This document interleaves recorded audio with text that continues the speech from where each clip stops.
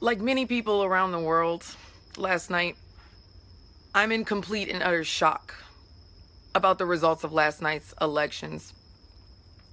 I literally almost cut everything off once I saw that Ohio went to Trump, because every president in history that has ever won the presidency won Ohio. So I knew where it was going after that.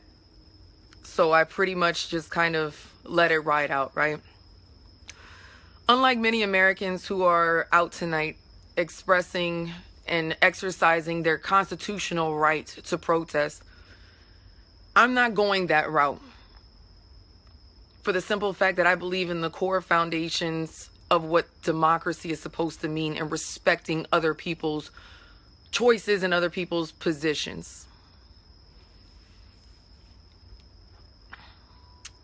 Unfortunately, though, this political infrastructure that is held by the top 1% of this country has literally taken over our country. And I guess in me being naive, I didn't want to believe that it happened, or that we would let it happen, but that's exactly what's happened. They have completely taken over everything, and I just didn't want to believe that it would be like that, but that's exactly what has transpired. And it's literally and utterly left me speechless, so much that so many people are reaching out to me today, and I literally had nothing to say, which is totally unlike me. So I had to sit back and really think about it.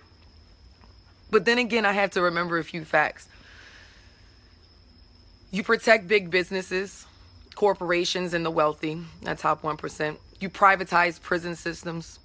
You defund public education. So you can't necessarily fault those vast majority of Americans, those middle class and those lower class people, for making the decision that they made whenever you don't require them to take social studies or civics and economics in school. It's not required anymore. And I say this on dang near every single video, and you think that I'm playing, and it's not a game. This is serious. But the irony is, in order to become a citizen of the United States, you have to take and pass a civics test, right? U.S. history, how the government runs, but you don't require that of the people that are born here, that are receiving public education.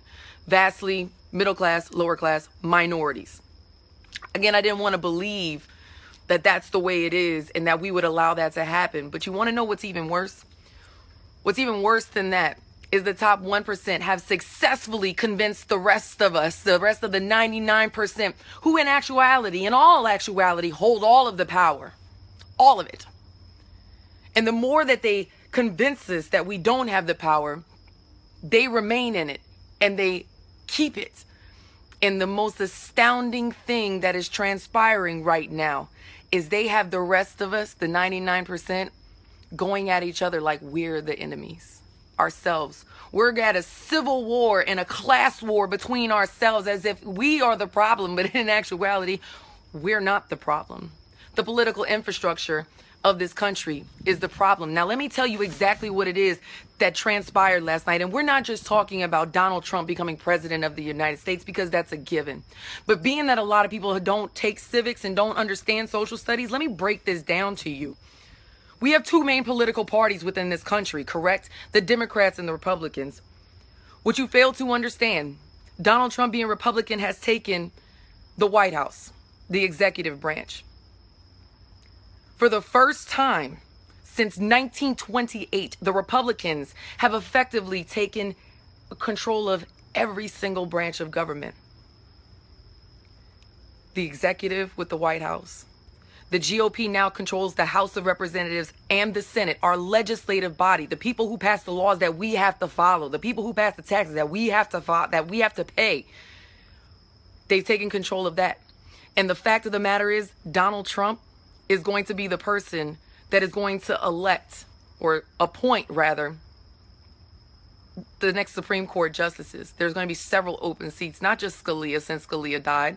There's going to be several other Supreme Court justices who are going to sit and vote on the constitutionality of the laws that exist within this country. Laws on women, laws on education. The Republicans have effectively taken over the entire three branches of government in the last 24 hours. And I don't think that people understand the enormity of what transpired last night, which was why I have been in complete and utter silence all day today, because I don't think that people are coming to this actuality and this understanding. That's profound.